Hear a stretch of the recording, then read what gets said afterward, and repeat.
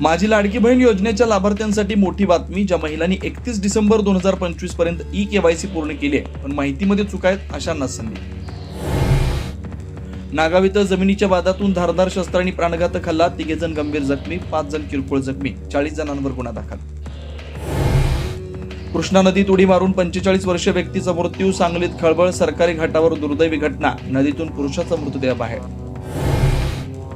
राष्ट्रवादीतले 4 नेते सुनेत्रा काकींना कंट्रोल करू पाहतायत. रोहित पवार यांचा गंभीर आरोप. 4 नेत्यांचं वागणं सारा महाराष्ट्र बघतोय, आम्ही खपवून घेणार नाही असा इशारा. रोहित पवारांनी घेतली राज ठाकरे यांची भेट. अजितदादांसारख्या मराठी माणसाच्या मृत्यू प्रकरणात पाठिंबा देण्याची केली मागणी. 11 तारखेला पत्रकार परिषद घेऊन सांगणार तपास कसा करावा. अजित पवारांच्या विमान दुर्घटनेच्या चौकशीचा आज अहवाल येण्याची शक्यता. डीजीसीए कडून झालेल्या चौकशी अहवालात काय असेल याची उत्कंठा. 15 फेब्रुवारीलाच अपेक्षित होता अहवाल.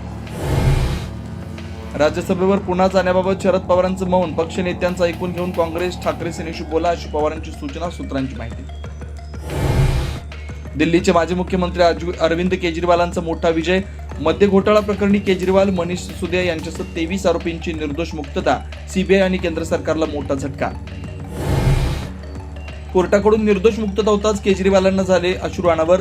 मोदी शहांनी कपटाचं राजकारण करू नये असा सल्ला. मीडिया आणि भाजपावर उठवली टीकेची झोड.